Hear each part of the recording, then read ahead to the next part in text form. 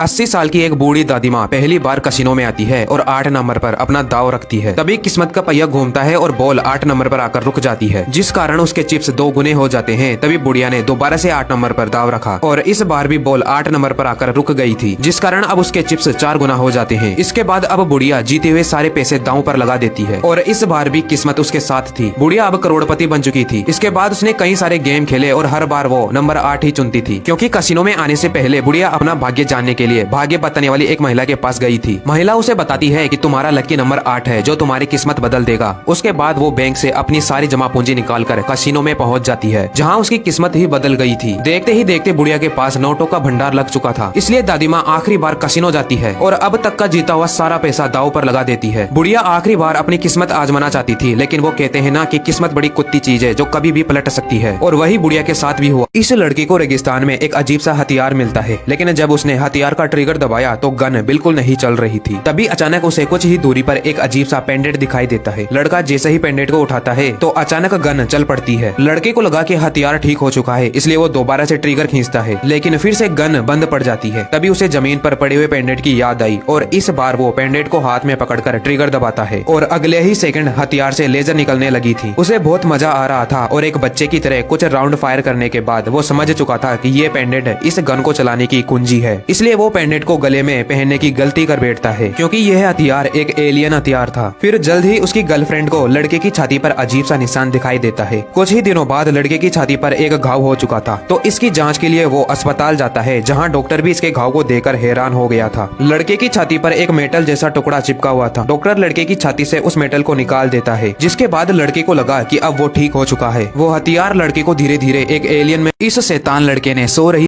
Like, comment, and subscribe.